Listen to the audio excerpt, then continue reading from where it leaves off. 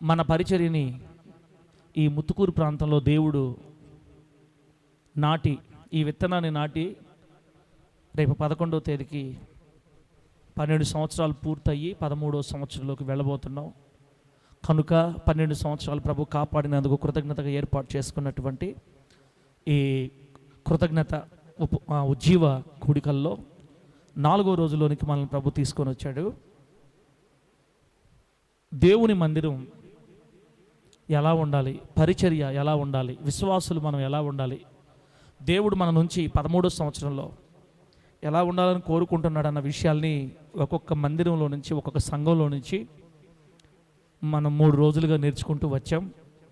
మొదటి రోజు షిలోహులో ఉన్న దేవుని మందిరం, ఆ పరిస్థితులు ఎలా ఉన్నాయి, ఆ సేవకులు ఎలా ఉన్నారు, దేవుడు వారిని ఎందుకు వదిలిపెట్టి వెళ్ళిపోయాడు, ప్రభావం ఎందుకు వదిలిపెట్టి వెళ్ళిపోయింది మందిరాన్ని, సేవకుల్ని, అది తెలుసుకున్నాం.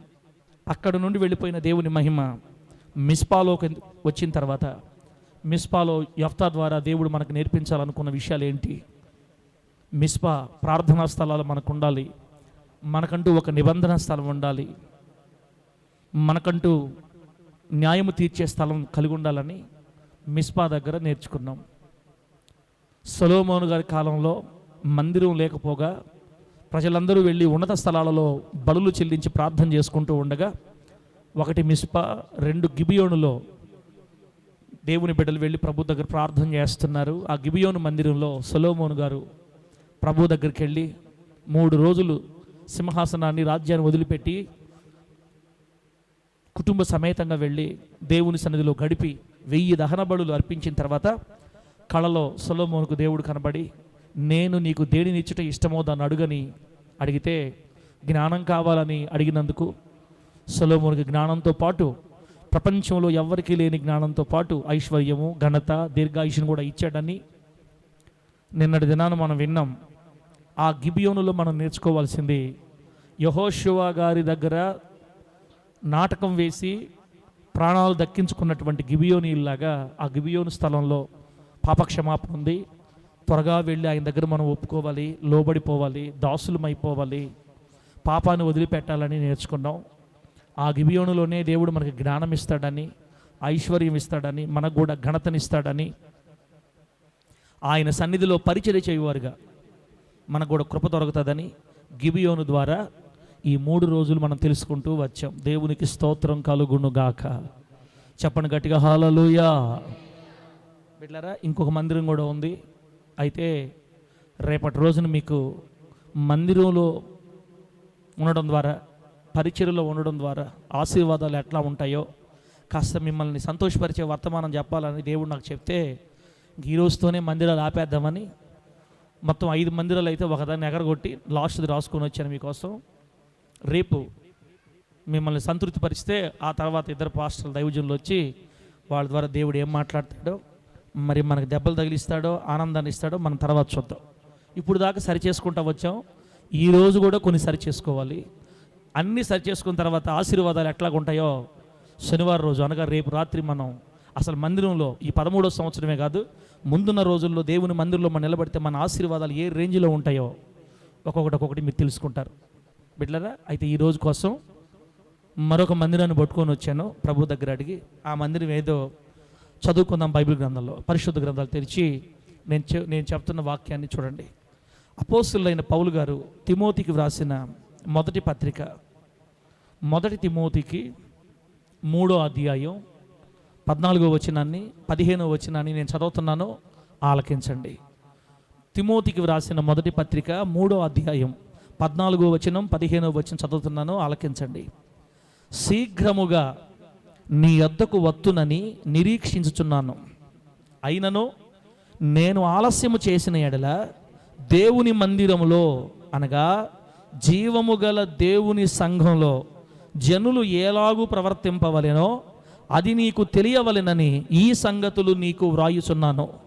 ఆ సంఘము సత్యమునకు స్తంభమును ఆధారమునై ఉన్నది.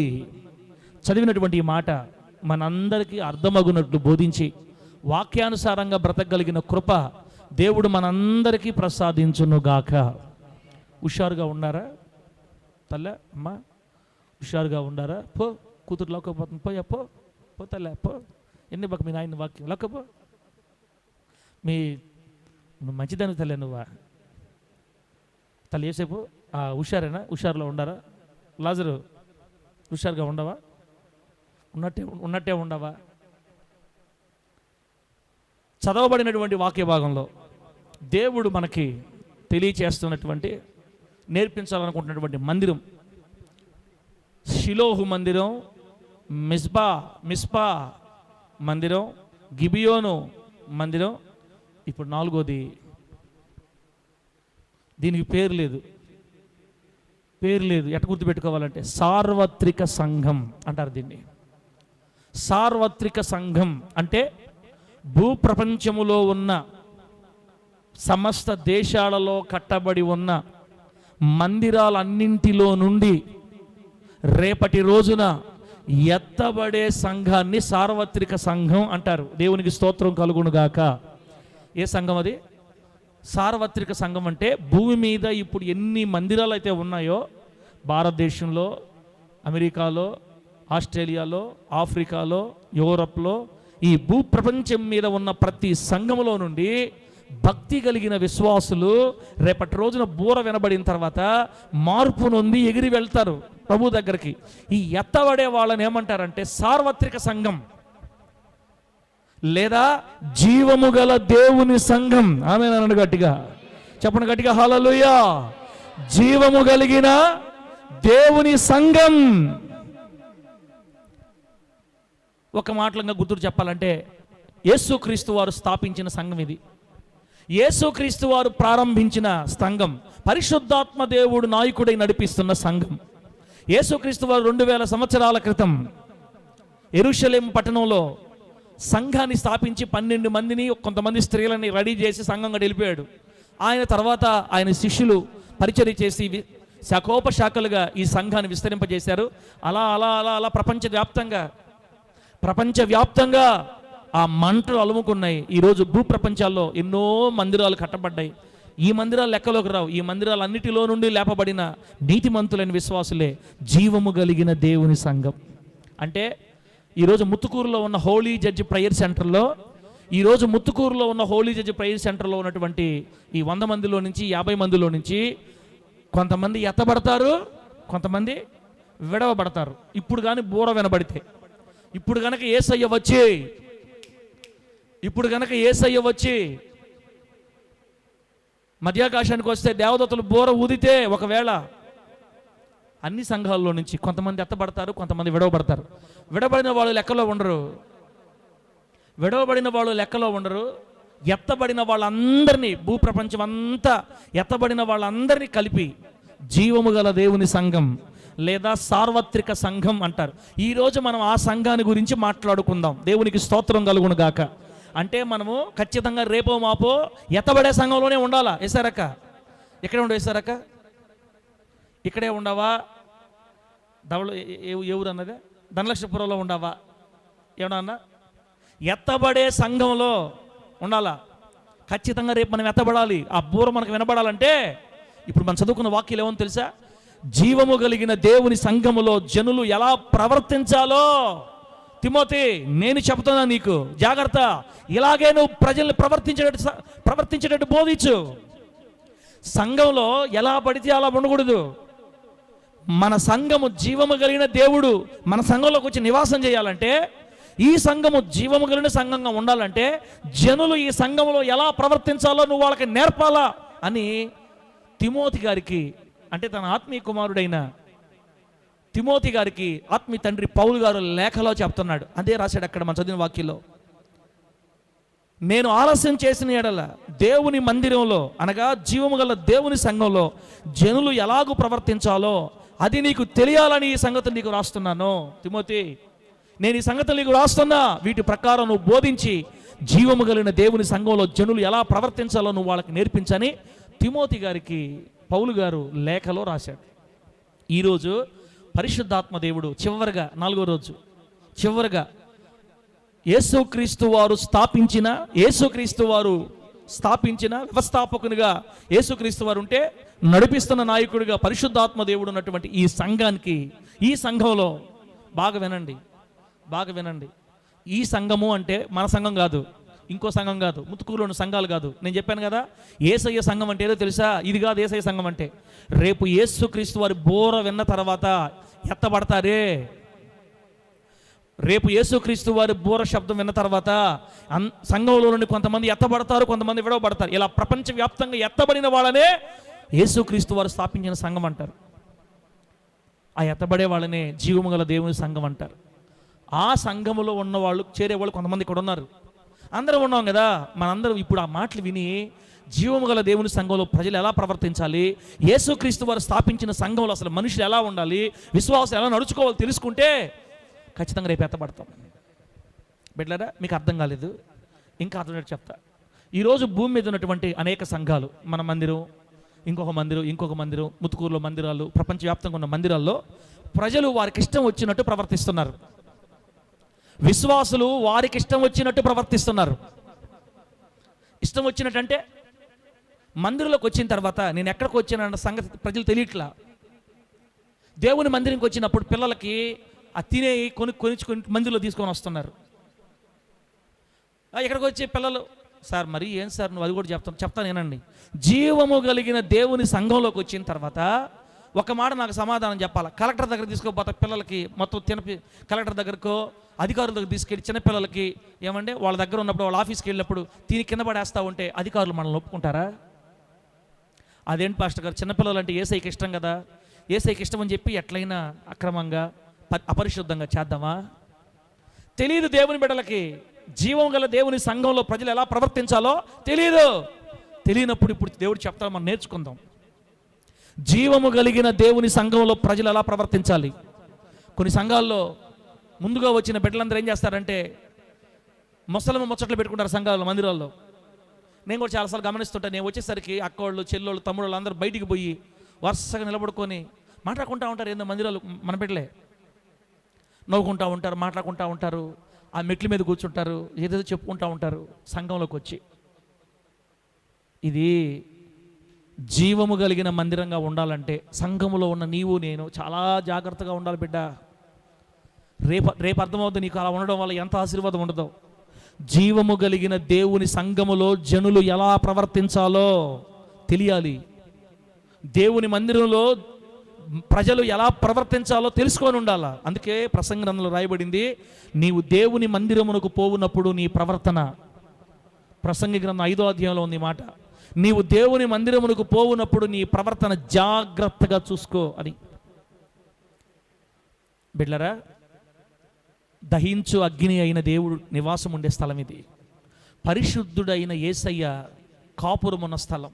ఆయన సన్నిధి, ఆయన కనుచూపు, ఆయన చెవులు ఎప్పుడు ఈ స్థలం మీద ఉంటాయి. ఎందుకంటే ఈ స్థలాన్ని దేవుడు కోరుకున్నాడు. ఆమేనమ్మా, ఆమేనండి. అసలు ఎంఆర్ఓ ఆఫీస్ కాలనీలో మన మందిరం పడుతుందని నేను కలలో కూడా అనుకోలే. నా మైండ్ అంతా ఎక్కడ, మనంతా ఆడినాం, ఇందిరమ్మ కాలనీలో ఉన్నాం. అసలు ఇందిరమ్మ కాలనీలోంచి బయటకు వస్తామని ఊహలో కూడా లేదు నాకు. అసలు ఎంఆర్ఓ ఆఫీస్ కాలనీ నా మైండ్లో కూడా లేదు. ముత్తుకూరుకు వచ్చినప్పుడు మందిరం పడేశారు కదా, కొంతకాలానికి మరలా అక్కడే కట్టుకోవచ్చులే నిదానంగా అయినా అనే ఉద్దేశంతో ఉండేది నేను. బిడ్డలారా, ఆ నాటకీయంగా దేవుడు అక్కడి నుంచి బయటికి వెళ్ళిపోవడానికి తిప్పి చివరికి దేవుడు ఎక్కడైతే మనకు సిద్ధపరిచాడు అక్కడ తీసుకో. ఇదంతా దేవుని ప్రణాళిక. ఈ స్థలాన్ని దేవుడే కోరుకున్నాడు. ఈ స్థలంలో దేవుడే తన మందిరాన్ని ఏర్పాటు చేసుకున్నాడు. ఇది ఏ మనిషి కావాలని చేసింది కాదు, ఇది దేవుడే కోరుకున్న స్థలం. కాబట్టి ఈ మందిరంలోకి వచ్చినప్పుడు, ఆయన సన్నిధికి వచ్చినప్పుడు నీవు నేను చాలా జాగ్రత్తగా ప్రవర్తించాలా. జీవము గల దేవుని మందిరంలో ప్రజలు ఎలా ప్రవర్తించాలో నేర్పించమని తిమోతి గారికి పౌలు గారు చెప్తున్నారు. ఈ పూట ఈ జీవము గల దేవుని సంఘం అనగా ఎత్తబడబోతున్న యేసుక్రీస్తు వారు స్థాపించిన ఆ సంఘంలో మనం చేరాలంటే ఏమి నేర్చుకోవాలో, ఎలా ఉండాలో మనం తెలుసుకుందాం. ఈ రోజుల్లో మందిరం యొక్క విలువ తెలియకుండా, మందిరం యొక్క విలువ ఎరగక మందిరాల్లోకి వచ్చి ఇష్టానుసారంగా ప్రజలు ప్రవర్తిస్తున్నారు. ఆ మందిరంలో ప్రవర్తన ఎలాగుండాలో దాన్ని తెలుసుకొని జాగ్రత్తగా మన జీవితాంతం బ్రతకాలని దేవుడు మనకు తెలియచేస్తున్నాడు. ప్రభు ఈ మాటలు మనకు దీవెనకరంగా మార్చి వర్ధిల్ల చేయును గాక. గట్టిగా చెప్పండి హల్లెలూయా.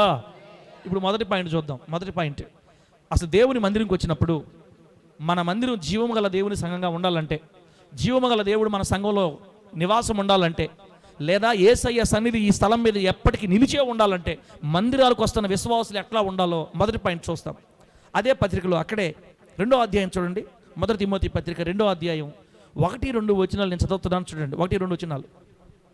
మనము సంపూర్ణ భక్తియు మాన్యతయు కలిగి నెమ్మదిగానో సుఖముగానో బ్రతుకు నిమిత్తం, అన్నిటికంటే ముఖ్యంగా మనుషులందరి కొరకును, రాజుల కొరకును, అధికారులందరి కొరకును విజ్ఞాపనములను, ప్రార్థనలను, యాచనలను, కృతజ్ఞతాస్తుతులను చేయవలనని హెచ్చరించుచున్నాను.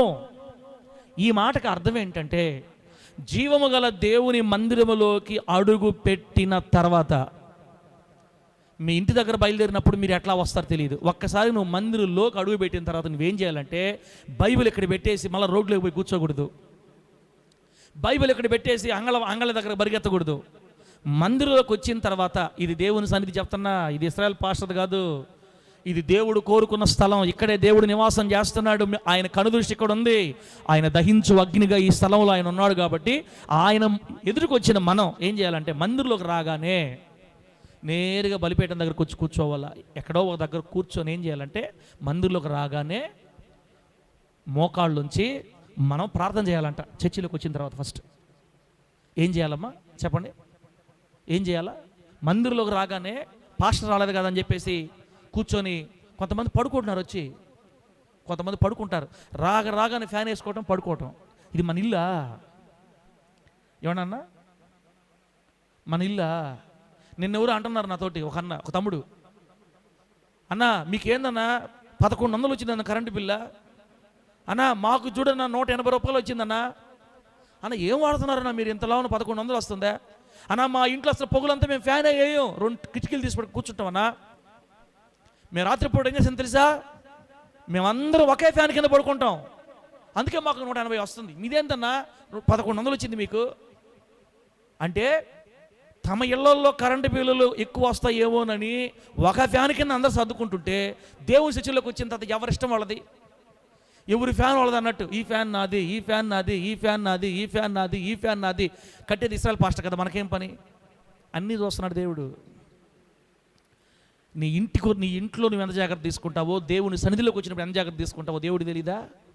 ఎక్కడ ఆస్వాదించబడతావు మనం? ఎక్కడ ఆస్వాదించబడతావు? ఎట్లా ఆస్వాదించబడతావు? మనసులో ఇంత స్వార్థం పెట్టుకొని నీ ఇంట్లో ఏమో లైట్లను నాపేస్తావు, నీ ఇంట్లో ఏమో ఒక లైటే ఒకటే లైటు, అది కూడా జాగ్రత్తగా వాడుకుంటారు. కరెంటు బిల్లు ఎక్కువ వచ్చేస్తుందని ఇస్తారక్క, కోపం ఇస్తుంది ఇస్తారక్క నీక. కొంతమందికి బాధలేడు చెప్తే.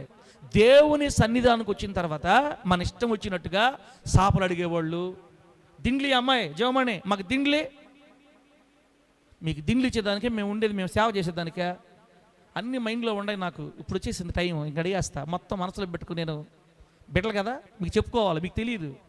అమ్మాయి దిండ్లు ఉన్నాయా? దుప్పట్లు లేవా? దుప్పట్లు. ఇంక మేమేం చేయాలంటే, దుప్పట్లు దిండ్లని కొత్తవి తెచ్చిపెట్టి, నంబర్ 1 దిండ్లు తీసుకో, నంబర్ 2 దిండ్లు తీసుకో, నంబర్ 3 దిండ్లు తీసుకో. బిడ్డ ఎంత స్వార్థం అది. దేవుని సంఘానికి వచ్చి, మందిరంకి వచ్చి, ఎక్కడికి వచ్చాం మనం? ఇది దేవుడు మనకిచ్చిన మందిరాన్ని చాలా జాగ్రత్తగా కాపాడుకోవాలా. పడకలు వేసి పెట్టేసి దేవుని మందిరాల్లో 7 గంటల దాకా 8 గంటల దాకా పడుకొని, అది చాలా బాధ. దేవుడు బాధపడతాడు మన మీద. బిడ్డ యేసయ్య కృప ఉంటుంది ఇక్కడ, ఆ కృపకి భంగం చేయకూడదు. మనం వెంటనే లేసేయాలా. 5 గంటల లోపల 6 గంటల లోపల లేసేసి ప్రార్థన చేస్తే మొత్తం నీట్గా ఉదయాన్నే వేకుజాము కల్లా చిమ్మేయాలి దేవుని మందిరాన్ని, అంతే. అట్టనే మనం ఉపవాస ప్రార్థనలో ఉన్నప్పుడు, మనం 5 గంటల దాకా మేలుకున్నప్పుడు, సరే అప్పుడు ప్రభు అర్థం చేసుకుంటాడు మనల్ని. 7 గంటల దగ్గర అప్పుడు పడుకోవచ్చు. కొన్ని దేవస్థానాలు నాకు 7 దాకా 8 దాకా లేట్లేదంట అసలు మనుషులు. అసలు కనకరాజా అసలు లేట్లేదంట. ఆపాక నా ఫ్యానా, ఎందుకు నా ఫ్యాన్ ఆపుతున్నావు నువ్వా? ఏమోలే, ఎవరో నాకు తెలియదు, ఉండారో లేరో తెలియదు, చెప్తున్నా. బిడ్డలు కదా, అన్నీ చెప్పుకోవాలి మీకు. జీవము గల దేవుని మందిరంలోకి వచ్చిన తర్వాత ఎలా ప్రవర్తించాలో దేవుడు చెప్తున్నాడు. రావడం మోకాళ్ళు ఉంచాలి. మోకాళ్ళలోంచి ఏం చేయాలంటే, మనుషులందరి కోసం ప్రార్థన చేయాలి. ఆమేనానండి? ఇప్పుడు చదివిన వాక్యంలో ఉంది, మనుషులందరి కోసం, నాయకుల కోసం, అధికారుల కోసం, సంఘం కోసం దైవజనుడు వచ్చి లేదా ఎవరో ఒక బ్రదర్ వచ్చి ఆరాధన ప్రారంభించేదాకా మందిరంలో నుండి బయటికి వెళ్లకుండా ప్రార్థన చేస్తా ఉండాలా. అది మనకు యేసయ్య నేర్పించింది. అర్థమైతే ఆవేళనండి. ఎడ చెప్ప మమ్మల్ని అని తిడితివి, దింగులంటివి, సాపలంటివి మేమే కదా, ఇంక మేము చెప్పం. మీరు ఎవరు కాదులేమా, నేను చెప్పేస్తున్నాను కానీ బిడ్డలారా మీరు అట్లా అవి పడుచుకోబాకండి. తెలియదు కాబట్టి తెలిసి చెప్తున్నాం. మీరు అంత సీరియస్ అయితే కుదరదు. దేవుని మందిరంలోకి వచ్చిన తర్వాత మోకాళ్ళు ఉంచాలా, అది దేవుడు కోరుకునేది.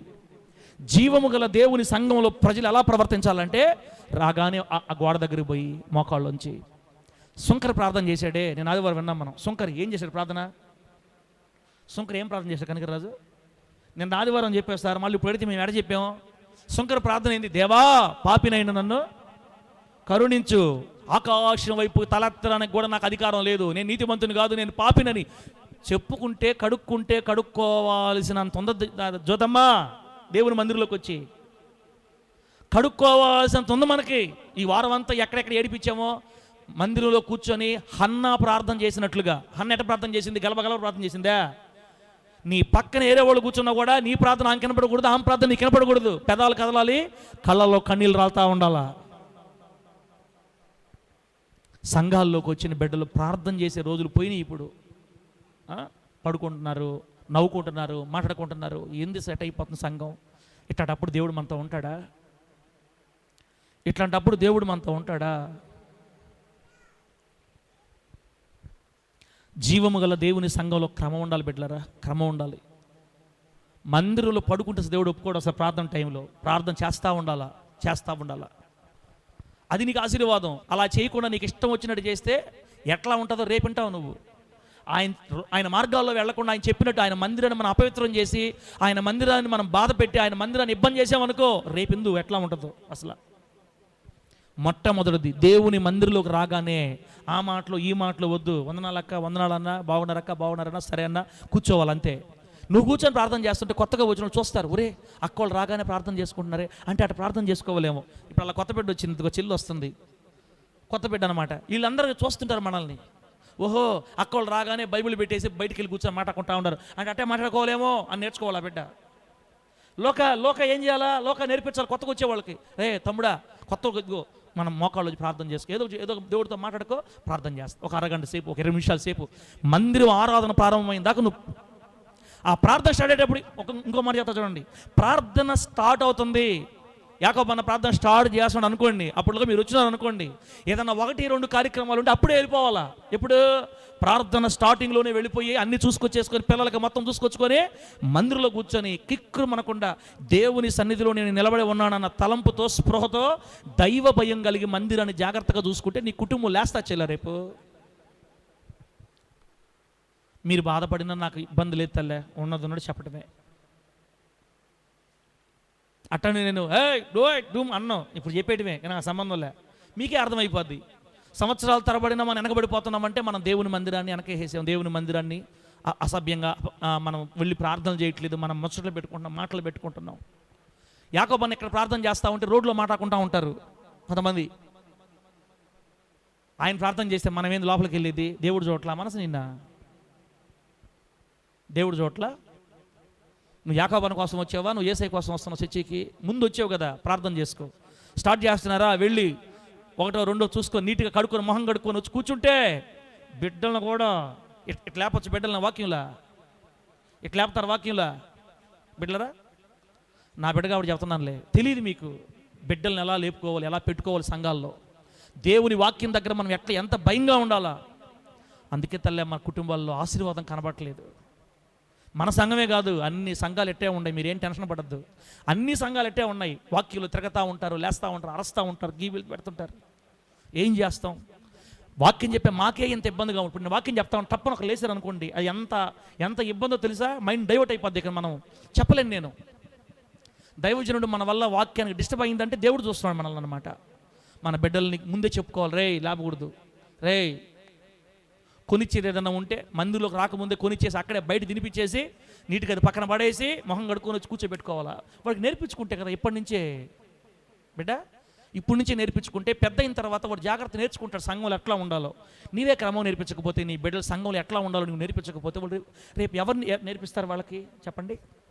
కాబట్టి జీవము కలిగిన దేవుని సంఘంలో జనులు ఎలా ప్రవర్తించాలో పరిశుద్ధాత్మ దేవుడు పౌలు గారి ద్వారా మనకు నేర్పిస్తున్నాడు. మందిరంలో అడుగుపెట్టిన వెంటనే నీ బిడ్డల్లో నువ్వు మోకరింపజేసి ఎక్కువసేపు ప్రార్థనలో గడపాలా. అయ్యా ఆరాధన బాగా జరగాలి, సేవకుడు ప్రయాణంలో వస్తున్నాడు, జాగ్రత్త తీసుకురా అయ్యా, నీ కాపుదల భద్రత, నెల్లూరు ఆరాధన జరుగుతూ ఉంది, నెల్లూరు ఆరాధనలో నీ గొప్ప అద్భుతాలు చూడాలా ప్రభువా, అనేక మంది అక్కడ రక్షించబడాలి, మా సేవకుడు నోటి నువ్వు ముట్టు నాయనా, ముందే ఆకాశంలో వస్తాను చెప్తున్నారు బండి మీద, నాయనా ఏ ఇబ్బంది లేకుండా మా సేవకులు తీసుకోరా, ఇదిగో మా కొరకు నువ్వేం సిద్ధపరిచావు మాతో మాట్లాడు, ఇక్కడ వస్తున్న బిడ్డలు కూడా ఆత్మానందంతో వెళ్ళాలి, అయ్యా నీ వాక్యం పట్టుకొని వెళ్ళాలి.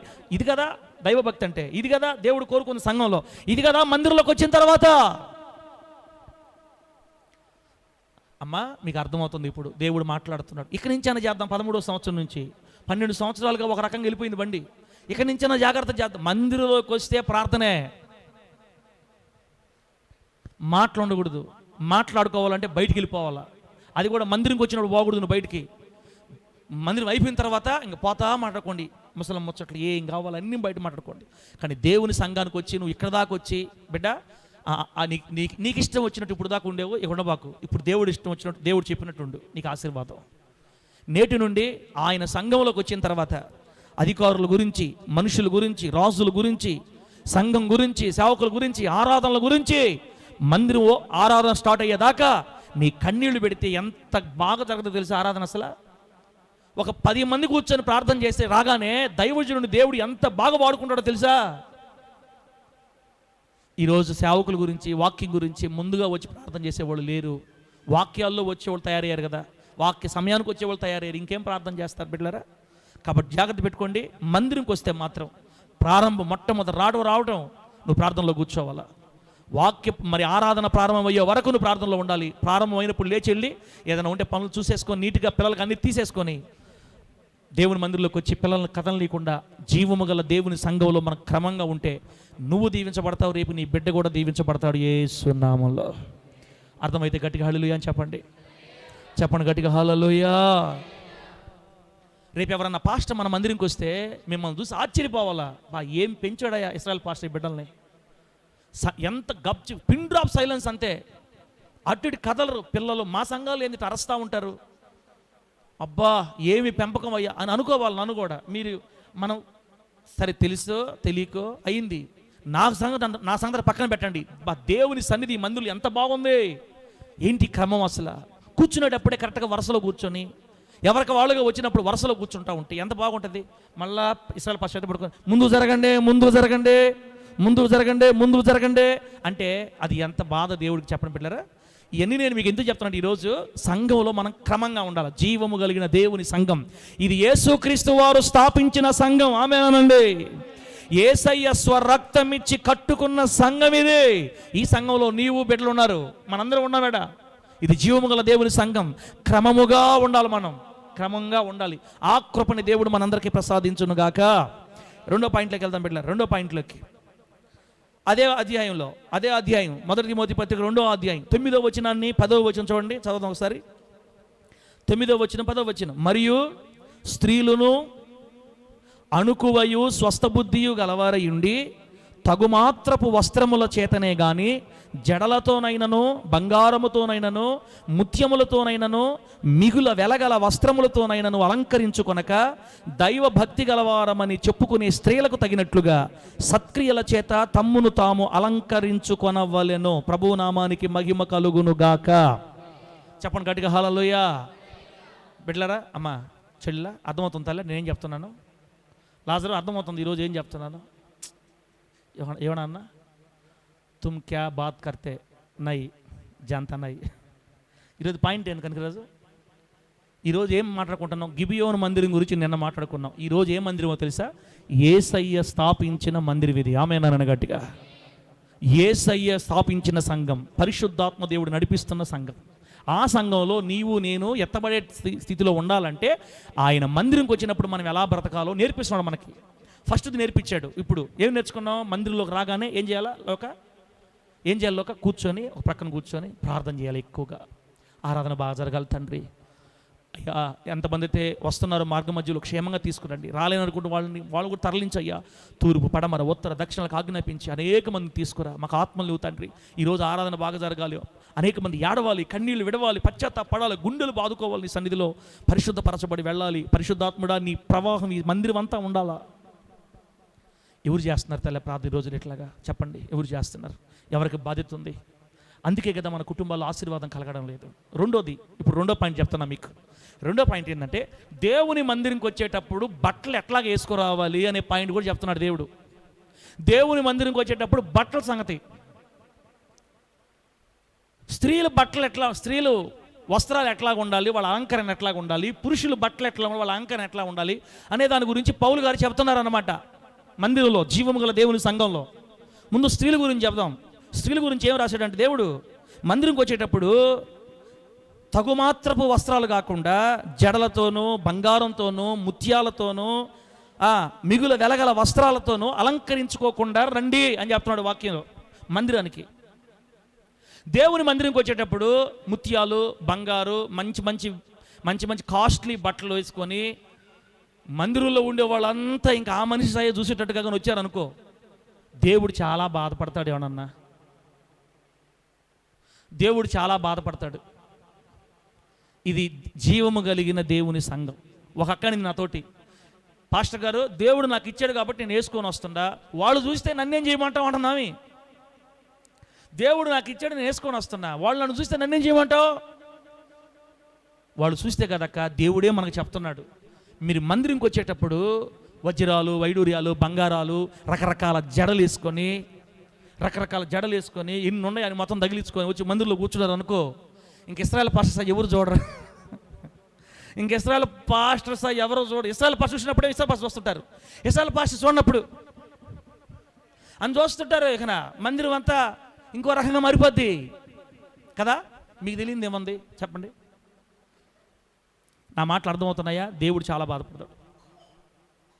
దేవుని మందిరానికి వచ్చేటప్పుడు మన బట్టలు ఎలా ఉండాలంటే దైవ భక్తి కలిగిన స్త్రీ ఈమె. ఆమె నన్ను గట్టిగా చెప్పండి, గట్టిగా హల్లెలూయా.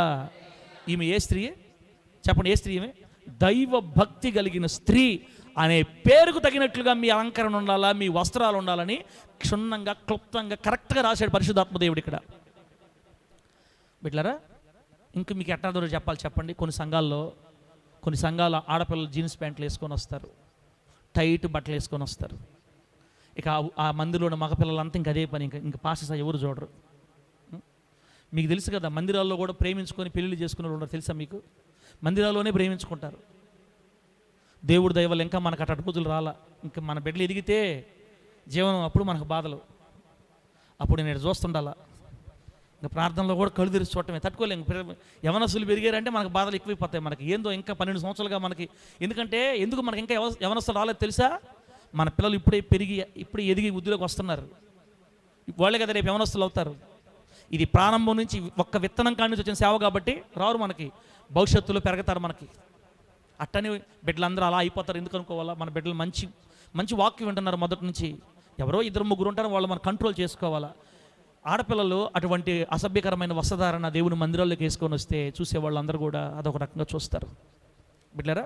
కాబట్టి మీరు తెల్ల చీరలు కట్టుకోరండి, తెల్ల చీరలు కట్టుకోరాకపోతే మీరు నరకానికి పోతారు అని నేను చెప్పను. దేవుడు నీకు ఇది ఇచ్చిన తెల్ల చీర కట్టుకోవాలనిపించిందా, కట్టుకోరా. నాకేం కావాలి సార్, నా ప్రభు కోసం నేను మాదిరిగా ఉండాలి, నన్ను ఎవరు వేరే దృష్టితో చూడకూడదు, ఇదైతే ఆత్మీయంగా ఉంటుంది అనుకున్నావా, వేసుకోరా, ఇబ్బందిలే.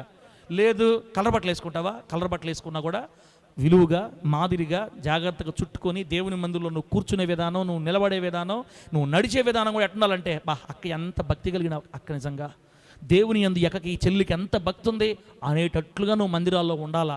మందిరికి వచ్చినప్పుడు దేవుని దయని బట్టి మన సంఘంలో ఇంతవరకు అట్లాంటి వాళ్ళు ఎవరు రాలేదు. ఆ స్థాయికి ఎవరు చేరుకోలేదు. ఉన్న బిడ్డలందరూ కూడా ఇప్పటికీ దేవుని నామాన్ని మహింపరుస్తున్నారు, దేవునికి విధేయులుగానే ఉన్నారు. ఇలాగే సాగాలి. ఆమేన్ చెప్పండి గట్టిగా. ఎప్పుడు మనల్ని ఇట్లాగే పెట్టాడు దేవుడు. మీరు కూడా బంగారాలు కొనుక్కుంటారు, దేవుడు మిమ్మల్ని ఆస్వాదిస్తాడు. బంగారం దేవుడు మీకు సమృద్ధిగా ఇస్తాడు, మంచి బట్టలు ఇస్తాడు. రాబోయే రోజుల్లో కొనుక్కోవద్దని నేను చెప్పడం వల్ల మంచి బట్టలు మనకు ఉండాలి, విలువగా ఉండాలి. కానీ మందిరంకి వచ్చేటప్పుడు నువ్వు ఎట్లా ఉండాలంటే దైవ భక్తి కలిగిన స్త్రీలాగా ఉండాలా. దైవ భక్తి కలిగిన పురుషుల్లాగా ఉండాలి మందిరంకి వచ్చేటప్పుడు.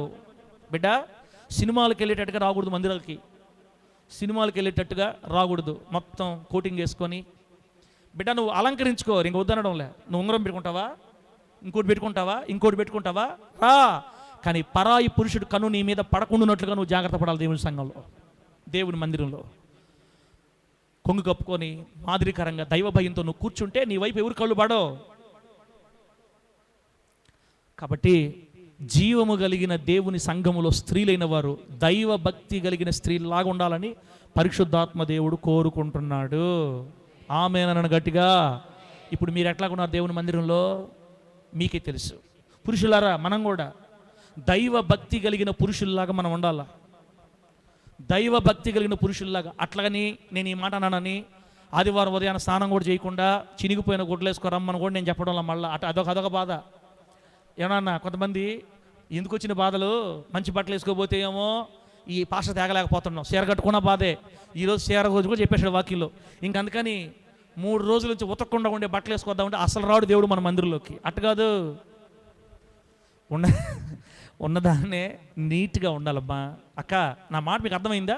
మంచి బట్టలు కట్టుకోవాలి, మంచిగా ఐరన్ చేసుకొని, నీకు శక్తి ఉంటే ఐరన్ చేసుకొని విలువగా ఉండాలి. మందిరికి వచ్చేటప్పుడు నాణ్యంగా ఉండాలి. తర్వాత శుభ్రంగా మందిరికి రావాలి. కానీ మన హావభావాలు, మన వస్త్రాలంకరణ, మన రూపు ఇతరులను ఆకర్షించేట్టుగా కాకుండా దేవుణ్ణి ఆకర్షించేట్టుగా దైవ భక్తి కలిగిన ప్రజల్లాగా మన మందిరంలో కనబడితేనే మన కుటుంబానికి ఆశీర్వాదం. ఆమేన్ చెప్పండి, గట్టిగా చెప్పండి. హల్లెలూయా. ఇంకెంతకంటే వివరించడం నా చేత కాదు, ఇంకా మీకు అర్థం చెప్పాలంటే ఒక సంగతి చెప్తా. మీరేమనుకోనంటే, అల్లూరులో నాన్న డాడీతో పాటు సేవ చేసేటప్పుడు, నేను అప్పుడు 10వ తరగతి ఇంటర్ ఫస్ట్ చదువుతున్నాను. దేవుళ్ళు లేనిలే, అంత మామూలు లేదు. అప్పుడు డమ్ము కొట్టడం, సినిమాలో పట్టడం ఆ రూట్లో ఉండేవి. అప్పుడు చిన్నపిల్లలు కదా, స్నేహాలతో పడి. ఆ టైంలో బిడ్డలారా, కొంతమంది యూత్ మాతో పాటు ఉండేవాళ్ళు, సంఘంలో ఆడపిల్లలు ఉండేవాళ్ళు అనమాట. ఈ ఆడపిల్లల పనంతా ఏంటంటే, ఇజ్రాయెల్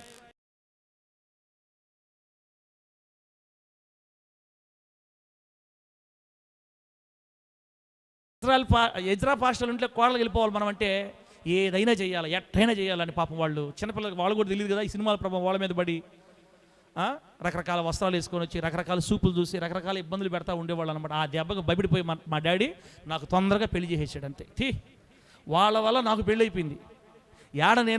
ఎక్కడ నేను దేవుని నామకు అవమానం చేస్తానని 20 సంవత్సరాలకి ఇంటర్ సెకండ్ ఇయర్లోనే పెళ్లి చేసేసాడు నాకు మా డాడీ. ఫస్ట్లో బాధపడ్డా, అప్పుడే పెళ్లి చేసేసాడు. ఏందని చేసిందే మేలైంది. ఆమేనండి. అప్పుడు చేయి కాబట్టి నా కూతురు ఇప్పుడు నాకు ఇబ్బంది లేకుండా కూతురు ఎదుగొచ్చింది, దేవుని పని చేస్తుంది. అంతా దేవుడి దయ, ఇదంతా దేవుని ప్లాన్లే, ముందే పెళ్లి చేయాలని.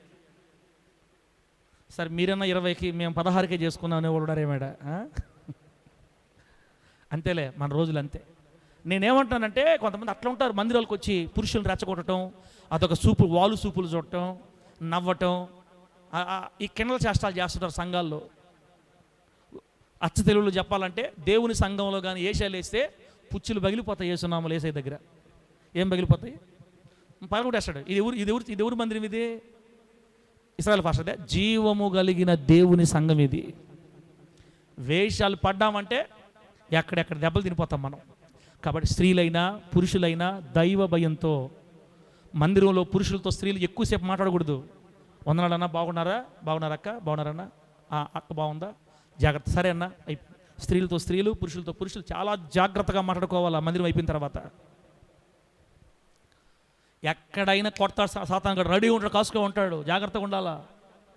అందుకని ఈ మాటలని మీకు ఎందుకు చెప్తున్నానంటే, మన వస్త్రధారణ, మన హావభావాలు, మన అలంకరణ దైవ భక్తి కలిగిన బిడ్డలుగా ప్రజలకి, లోకానికి కనబడేటట్టుగానే ఉండాలి. ఆమేన్ చెప్పండి.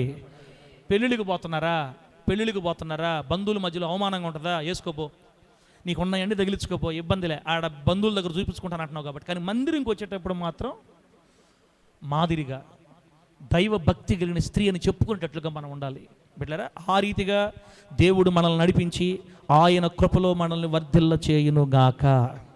ఇక్కడ 2 ప్రమాదాలు ఉన్నాయి. మనం మంచి బట్టలు వేసుకొని కవ్విస్తున్నాం అనుకోండి, బంగారు చేతికి 5 ఏళ్ళకి బంగారు ఉంగరాలు వేసుకొని వచ్చున్నాం, మందిరంలో కూర్చున్నాం అనుకోండి, కూర్చున్న వాళ్ళకి ఏమనిపిస్తుంది తెలుసా? బా, ఆ అన్న చూడు 5 ఉంగరాలు ఉన్నాయి, ఆ అన్న చూడు ఎంత అఫీషియల్గా ఉన్నాడో, నేను ఎప్పుడు సంపాదించుకుంటానో, నేను ఎప్పుడు ఆ స్థాయికి వెళ్తానని నీవు హుందాగా లగ్జరీగా దేవుని మందిరం రావటం వల్ల భక్తి చేసే వాళ్ళ మనసు కూడా నీ మీదకి తిరిగిపోయి ఎట సంపాదిద్దాం మారిపోతుంది మైండ్. నీ వల్ల విశ్వాసుల మనసు మారిపోయిందనుకో, నా మందిరాన్ని పాడు చేస్తే నేను వారిని పాడు చేస్తాను చెప్పాడు యేసయ్య. అంటే మందిరంలోకి నువ్వు వచ్చిన తర్వాత నిన్ను చూసి బంగారం సంపాదించుకోవాలి అన్నలాగా, మంచి బట్టలు సంపాదించుకోవాలి అక్కలాగా అనుకోకూడదు. అసలు ఆ మనసు రానివ్వకూడదు విశ్వాసులకు. నువ్వు బా, అక్క ఎంత ప్రార్థన పర్రాలరా అని అట్ట తిప్పాలి మనుషుల్ని దేవుని వైపు. మా అక్క మంచి 4 దండలు 3 ఉంగరాలు మొత్తం పెట్టుకొని వచ్చి రకరకాల జల్లు వేసుకొని వచ్చి కూర్చుంది అనుకో, ఆ చెల్లెళ్ళందరూ అక్కసారి చూసి బా, ఇదిరా జీవితం అంటే లేయమ్మనుకుంటుంది. ఇది ఈ అక్కది జీవితం అంటే చూడు, ఆ జడ చూడు, అసలు అబ్బా ఆ చీర చూడు ఎంత కాస్ట్లీ చీర, అబ్బా ఆ బంగారు చూడు, నా దరిద్రం నా జీవితం ఇంతే, నేను లేచేది ఎప్పుడో, ఆ రకం కొనుక్కునేది ఎప్పుడు, ఈ దేవుడు కూడా నాకు ఎప్పుడు ఇస్తాడు అని విశ్వాసుల మనసు నిన్ను బట్టి దేవుని మీద కాకుండా బంగారం మీదకి, లోక సంపదల మీదకి, లోకేచ్ఛల మీదకి మారిపోతే నిన్ను ఒప్పుకోడు దేవుడు. ఎవరి వల్ల ఆ మనసు మారుతుందో వాళ్ళని ఒప్పుకోడు దేవుడు సంఘాల్లో. అందుకని నా మాటలు అర్థమైన వాళ్ళు మన మనసులో పెట్టుకోవాలి. రేపు దేవుడు మనకు సమృద్ధిగా ఇచ్చిన తర్వాత కూడా ఆయన సన్నిధికి వచ్చేటప్పుడు దైవ భక్తి కలిగిన వాళ్ళలాగా మనం రావాలి. ఆమేనండి, చెప్పండి గట్టిగా హల్లెలూయా. చేతికి 4 ఉంగరాలు పెట్టుకున్నా మనస్సులో ముఖంలో కనబడిపోద్ది గర్వం ఉందా లేదని, ఇది నాకు దేవుడిచ్చినదయ్యా, నాకు ఈ స్థాయి లేదు, దేవుడే నాకు ఈ కృపనిచ్చాడు అయ్యా నీకు వందనాలని నువ్వు మంచి కాస్ట్లీ బట్టలు కట్టుకున్నా, ఉంగరాలు వేసుకున్నా, నీ ముఖంలోనే చెప్పేయచ్చు దేవుడి కళ ఉందా లేదా అని. రాబోయే రోజుల్లో మనల్ని దేవుడు దీవించినప్పుడు గర్వం కనబడనీయకుండా దేవుని ప్రేమ, దేవుని భక్తి మన ముఖంలో ఇతరులు చూచేటట్లుగా యేసు కొరకు మనందరం బ్రతుకుదుముగాక. చెప్పండి గట్టిగా హల్లెలూయా. అతిగా అలంకరించుకొని దేవుని మందిరం రావడం వల్ల స్త్రీలను చూసి పురుషుల మనస్సులు మలినం అవుతాయి, పురుషులను చూసి స్త్రీల మనస్సులు మలినం అవుతాయి. కాబట్టి మన వలన ఏ స్త్రీ కూడా ఇబ్బంది పడకుండాన్నట్లు దైవ భక్తి కలిగిన వస్త్రధారణలో, వేషధారణలో యేసయ్య సన్నిధికి నీవు నేను వచ్చి జీవము గల దేవుని సంఘంలో జాగ్రత్తగా ఉండి మన ప్రభు అయిన యేసయ్యని సంతోష పెట్టుదుముగాక. అర్థమైతే గట్టిగా హల్లెలూయా చెప్పండి. చెప్పండి గట్టిగా హల్లెలూయా. నిద్రపోయే వాళ్ళు గట్టిగా చెప్పండి. అబ్బో, లైన్లో ఉన్నారు. ఇప్పుడు 2 మాటలు చెప్పా. జీవము గల దేవుని సంఘంలో మనం ఎట్లా ఉండాలి. ఫస్ట్ ఏం చెప్పాను ఏమన్నా ఏం చెప్పాను మందిరంలోకి రాగానే ఫస్ట్ ఏం చేయాలా? ప్రార్థనలో కూర్చోవాలి, ఎక్కువ ప్రార్థన చేయాలి ఆరాధన ప్రారంభం దాకా. రెండోది, దేవుని మందిరంకి వచ్చేటప్పుడు మన వస్త్రధారణ, మన వేషధారణ, మన హావభావాలు దైవ భక్తి కలిగిన వ్యక్తుల్లాగే మనం కనబడాలి లోకానికి, సంఘానికి. అది ప్రభు కోరుకుంటున్నాడు. మూడో సంగతి చూద్దాం. చూడండి, తొందరలో ముగిస్తాను, ప్రార్థన చేసుకుందాం పిల్లరా. మూడో సంగతి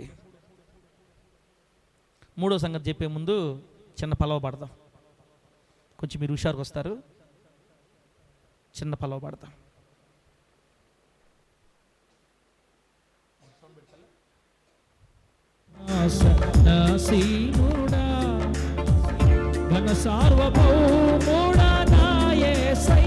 చప్పట్లు కొడదాం. స్తుతుల శిఖరాగ్ర సింహాసనసీనుడా ఘన సార్వభౌముడా నా యేసయ్యా. పాడు. జీవము గల దేవుని సంఘంలో ప్రభు చూస్తుండగా పాడదాం. నోరు తెరిచి తృప్తి పరచుచున్నావని వినబడగానే ఎత్తుకోవాలి స్వరం అంతే. ఇక్కడ దేవుడు ఉన్నాడు. సదాకాలము సన్నుతించేదా ప్రతి జీవి కోరికను నీకు పిలివిప్పి తృప్తి పరచుచున్నావని అరతాళ ధ్వనులతో సంగీత నాదముతో సదాకాలము సన్నుతించేదా. మకరందం నా నోటికి అతి మధురం, నీ చూపే రవి కిరణం నా హృదికే మనోహరం, నీ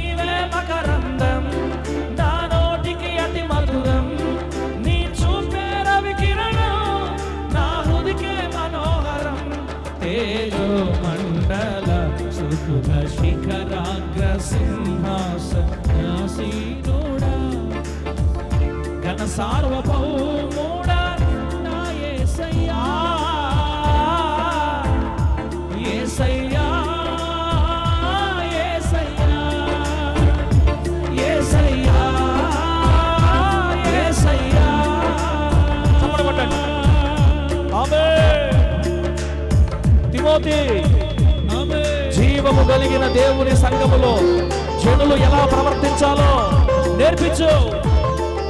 ఇది యేసయ్య తన స్వరక్తం ఇచ్చి సంపాదించుకున్న సంఘం, సార్వత్రిక సంఘం, ఇంటర్నేషనల్ చర్చ్. ఈ ఎత్తబడే సంఘంలో నువ్వు ఉండాలంటే ఇలాగే ప్రవర్తించాలి. మనకిష్టం వచ్చినట్టు కాదు, వాక్యం చెప్పినట్టు నడవాలి. Thank you lord. గ్లోరీ.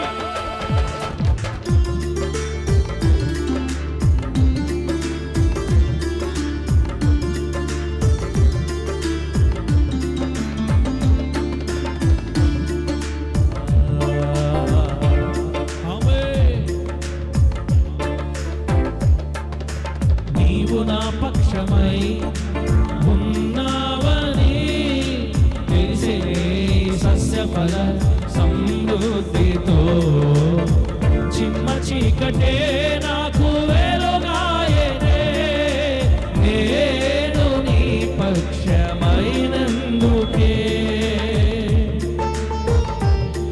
హల్లెలూయా.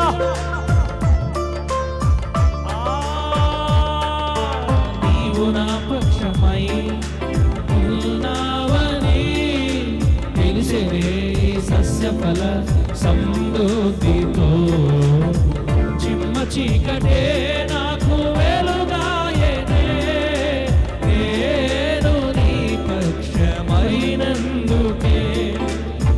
వేయి తరముల వరకు కృప చూపు వాడవని నమ్మదగిన దేవుడవనుచు సతతము ప్రకటించెదా. వేయి తరముల వరకు కృప చూపు వాడవని నమ్మదగిన దేవుడవనుచు సతతము ప్రకటించెదా. సమస్త జనముల కంటే హెచ్చించువాడవని నిన్ను పూజించి కొలిచి ఆరాధించెదా. సమస్త జనముల కంటే హెచ్చించువాడవని నిన్ను పూజించి. చప్పట్లు ఎట్టు కొట్టాలా? దేవుని మందిరంలో చప్పట్లు ఎట్టు కొట్టాలా? గట్టి కొట్టాలా?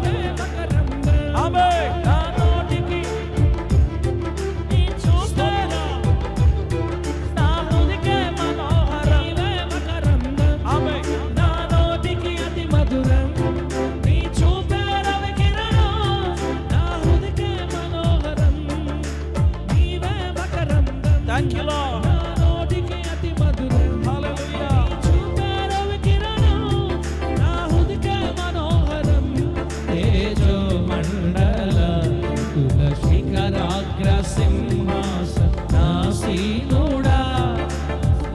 ఘన సార్వభౌముడా నా యేసయ్యా, ఘన సార్వభౌముడా నా యేసయ్యా. హల్లెలూయా. ప్రభువు నామానికి మహిమ కలుగునుగాక.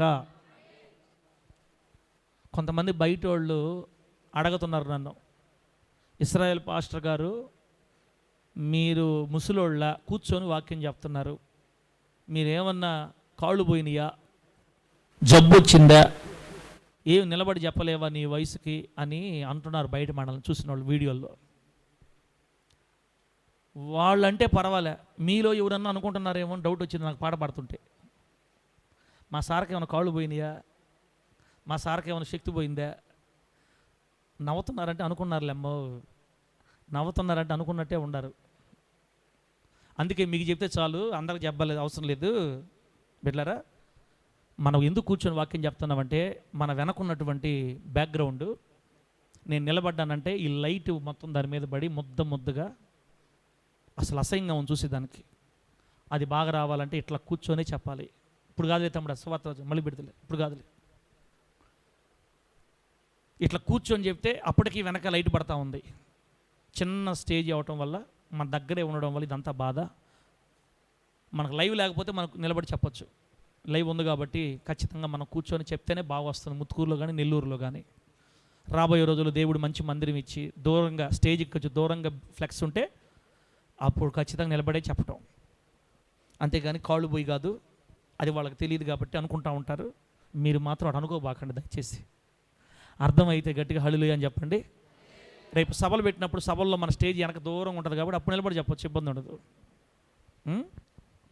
అంతేగాని మా సార్ కాళ్ళు పోయినట్టు అనుకోబాకండి అమ్మా, మీరు అనుకుంటే బాగుండదమ్మా. చెప్పండి, ఇప్పుడు 2 విషయాలు మాట్లాడుకున్నాం. దేవుని సంఘంలో ఎట్లా ఉండాలి మనం, ప్రభు నేర్పిస్తున్నాడు. ఒకటి, మందిరంలోకి రాగానే ప్రార్థన చేయాలి. మనుషుల గురించి, నాయకుల గురించి, అందరి గురించి మనం ప్రార్థన చేయాలి మందిరంకి వచ్చి. రెండోది, దేవుని మందిరంలోకి వచ్చిన తర్వాత వచ్చేటప్పుడు మన వస్త్రాలు కానీ మన అలంకరణ కానీ స్త్రీ పురుషులు చాలా దైవిక భయంతో రావాలి. ఇప్పుడు 3వ సంగతి చదువుకుందాం. కొన్ని నిమిషాలు ముగించేస్తాం, ప్రార్థన చేసుకుందాం. అదే పత్రికలో 1 తిమోతి పత్రిక 3వ అధ్యాయం 1వ వచనాన్ని 10వ వచనాన్ని చదువుతున్నాను చూడండి. 1వ వచనాన్ని 10వ వచనాన్ని. ఎవడైనను అధ్యక్ష పదవిని ఆశించిన ఎడల అట్టివాడు దొడ్డ పనిని అపేక్షించుచున్నాడన్న మాట నమ్మదగినది. ఇప్పుడు 10వ వచనం. మరియు వారు మొదట పరీక్షింపబడవలెను, తరువాత వారు అనింద్యులైతే పరిచారకులుగా ఉండవచ్చును అని రాశాడు పౌలు గారు తిమోతికి. బిడ్డలారా, మీకు అర్థమయ్యేటట్టు త్వరగా చెప్పేస్తా. ఈ 3వ సంగతి ఏంటంటే దేవుని మందిరంలో మనం ప్రవర్తించాల్సిన తీరు. ఇప్పుడు మన సేవ స్టార్ట్ చేసి 12 సంవత్సరాలు అయింది. 12 సంవత్సరాల నుంచి ఇప్పటి వరకు సంఘంలో ఎవరున్నారు? ఇప్పటి వరకు ఎవరున్నారు? ప్రారంభించిన దగ్గర నుండి దీవెనక్క, నాకు తెలిసి దీవెనక్క ఉంది. ఇంకెవరున్నారు పాస్టమ్మ ప్రారంభం నుంచే? సరేలే, ఇప్పుడు మళ్ళీ ఫీల్ అవుతారు, మళ్ళీ పేర్లు చెప్పకపోతే వద్దు, ఒక పేరు తాపేద్దాం. దీవెనక్క ఉంది, మన మనోహరన్ వాళ్ళు లాక్కొచ్చాడు దేవుడు. ఇట్లా కొంతమంది ఉన్నారు మళ్ళీ 12 సంవత్సరాలుగా ఉండి. మన బిడ్డలు వచ్చారు, ముతుకు గొలవి బిడ్డలు వచ్చారు, 5 సంవత్సరాలు 6 సంవత్సరాలు నమ్మకంగా ఉన్నారు. ఇంకొక 10 సంవత్సరాలు గడిచిన తర్వాత ప్రారంభం నుండి ఎవరైతే మందిరంలో క్రమంగా దైవిక భయంతో ఉంటారో ఆటోమేటిక్గా వీళ్ళ మనస్సులో ఏం కలుగుతుందంటే, వినండి, ఏం కలుగుతుందంటే, దేవుని మందిరంలో నేను 20 సంవత్సరాల నుంచి ఉన్నాను కదా, నాకంటూ ఏదన్నా ఒక పని సంఘంలో, ఒక విలువ, ఒక పోస్టు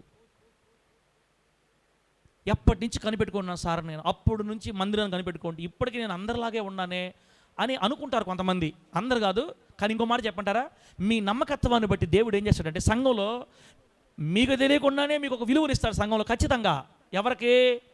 నమ్మకస్తులుగా ప్రారంభం నుండి కష్టాలు వచ్చినా, నష్టాలు వచ్చినా, బాధలు వచ్చినా, మనస్పర్ధలు వచ్చిన సేవకుడితో తట్టుకొని, ఓర్చుకొని, నిలబడి, అర్థం చేసుకొని నిలబడ్డ వాళ్ళని ఖచ్చితంగా దేవుడు సంఘంలో ఒక ఆశీర్వాదకరమైన పాత్రగా ఖచ్చితంగా వాడుకుంటాడు. ఒక్క మాటలో చెప్పాలంటే ఇలా ఉన్న వాళ్ళని సంఘానికి దేవుడు పునాదుల్లాగా చేస్తాడు. ఆమె అని చెప్పండి గట్టిగా. సంఘానికి స్తంభాల మాదిరిగా చేస్తాడు దేవుడు నమ్మకస్తుల్ని. మొదటి నుండి కనిపెట్టుకుని ఉన్న వాళ్ళని, సనిగే వాళ్ళని కాదు, లేనిపోని మాట చెప్పుకుంటూ తిరిగే వాళ్ళని కాదు, సంఘాన్ని కీడు చేసే వాళ్ళని కాదు, సంఘాన్ని కూల్చాలనుకునే వాళ్ళని కాదు నేను చెప్పేది. సంఘాన్ని కట్టాలని ఓర్చుకొని ఓపికతో ఎన్ని బాధలు వచ్చినా సంఘం నిలబడి ఉంటారే, ఇటువంటి వాళ్ళని దేవుడు ఆల్రెడీ సంఘానికి స్తంభాలుగా మారుస్తాడు. అట్లాంటప్పుడు వారికి కొన్ని బాధ్యతలు అప్పగించబడతాయి సంఘాల్లో. ఇప్పుడు యాకోబన్న నేను వచ్చే లోపల నడిపిస్తున్నాడు, అదొక బాధ్యత, దేవుడిచ్చిన బాధ్యత.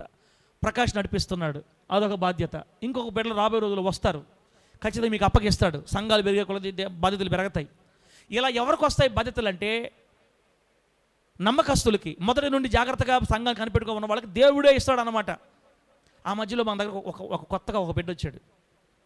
కొత్తగా బిడ్డ వచ్చి 2 నెలలు వచ్చి కరెక్ట్గా వచ్చి ఏసేపు ఏమన్నా తెలుసా, ఏందన్నా నన్ను కింద కూర్చోబెడుతున్నావు, నేను వచ్చి 2 నెలలు అయితే నీతో పాటు పక్కన స్టేజ్ బలిపేట కూర్చోబెట్టుకొని వాక్యం చెప్పించకుండా ఏంది నువ్వు అసలు నన్ను 2 నెలలకే.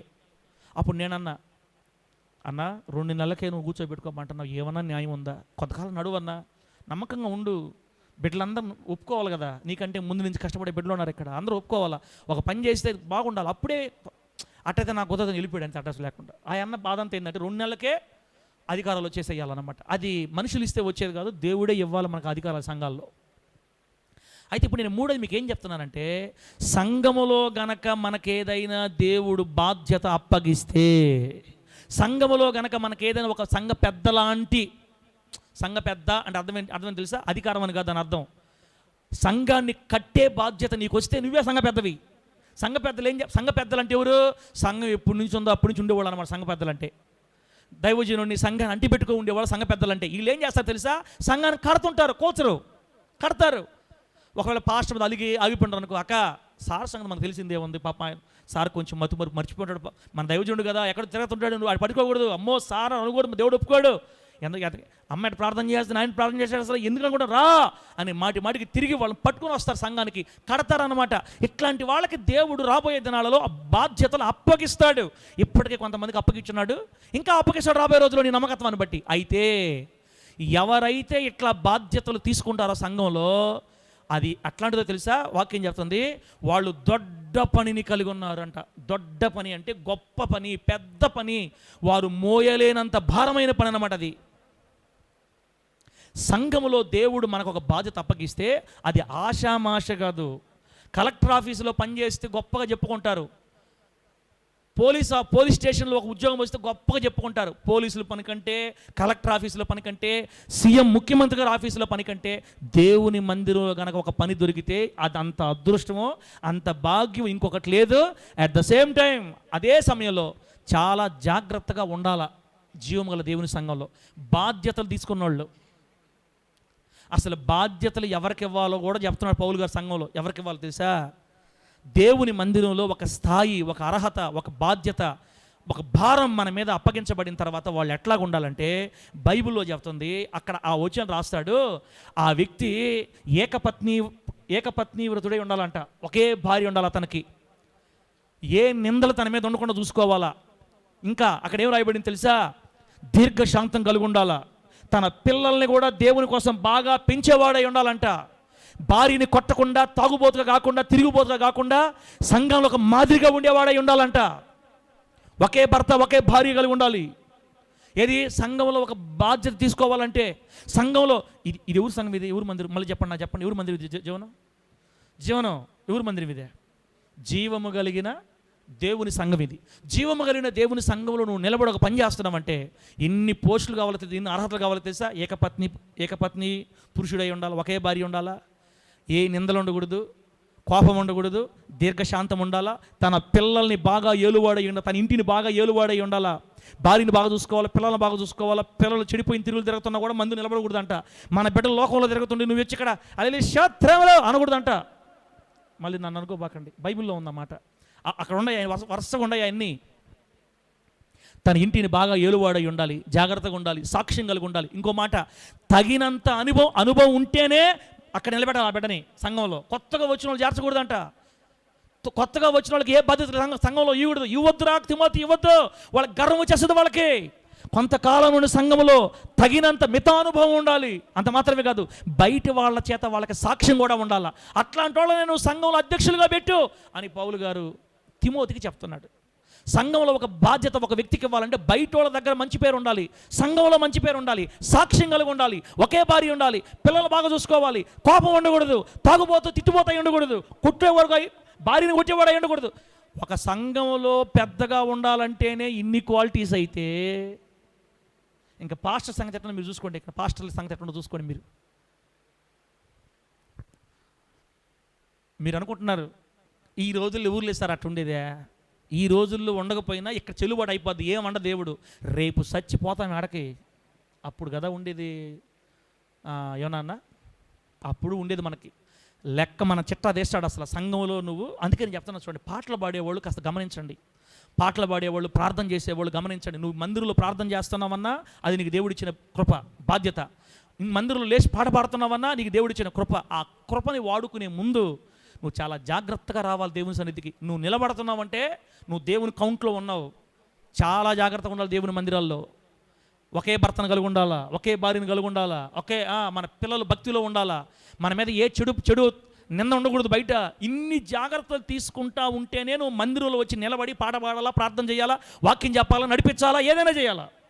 బయట సాక్ష్యం బాగా లేకుండా చెడు తిరుగులు తిరగతా లోక సంబంధమైన వాటిలో ఊబిగిపోయి కొన్ని సంఘాల్లో చెప్పకూడదు, కానీ కొన్ని మందిరాల్లో సిగరెట్లు తాగేవాళ్ళు సంఘ పెద్దలుగా ఉంటారు, సిగరెట్లు తాగుతుంటారు, తర్వాత అక్రమ సంబంధాల్లో పడిపోయి ఉంటారు, ఆ తర్వాత ఎన్ని లోక సంబంధ కార్యాలు అన్నిట్లో ఉంటారు. మళ్ళీ మందిరంలోకి వచ్చి మేము సంఘ పెద్దలు, మేము మాకు చెప్పకుండా ఏం జరగకూడదు అంటుంటారు.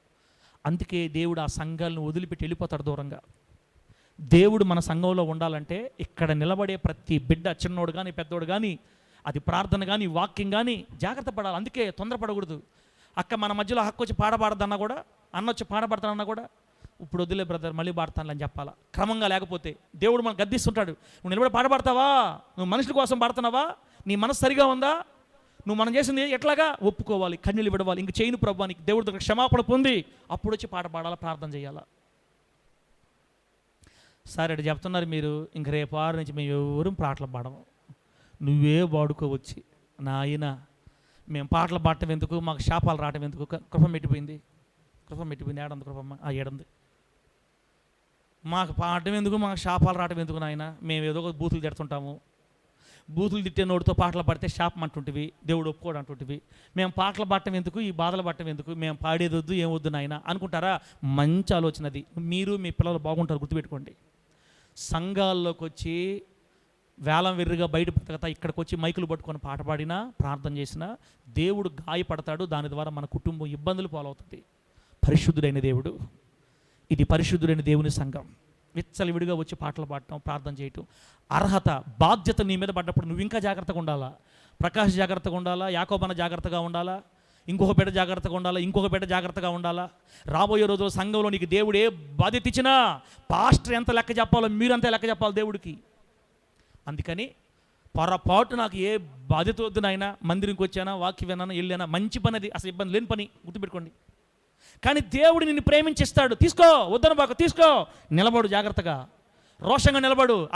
అది కోట్ల రూపాయలు ఇచ్చుకున్నా కూడా ఆ భాగ్యం రాదు ఎవరికి సంఘంలో. నీకు ఇచ్చాడు దేవుడు, పట్టుకో గట్టిగా, నిలబడు, రోషంగా నిలబడేసై కోసం, రాజీ పడద్దు లోకంతో. మూడోది, దేవుడు మనకు సంఘాల్లో బాధ్యతలు ఇచ్చినప్పుడు చాలా జాగ్రత్తగా సాక్ష్యాన్ని కాపాడుకొని, ఏ బిడ్డరా నడిపించేవాళ్ళు కానీ, పాటలు పాడేవాళ్ళు కానీ, ప్రార్థన చేసేవాళ్ళు కానీ, దైవజనుడు వచ్చే లోపల నడిపించేవాళ్ళు కానీ అందరు క్రమంగా లైన్లో ఉండాలా. వాళ్ళే సంఘం నిలబడి దేవుని పని చేయాలా.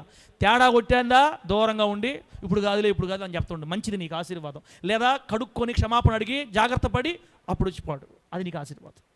నా మాటలు అర్థమైతే గట్టిగా హల్లేలూయా అని చెప్పండి. చెప్పండి ఇంకోసారి.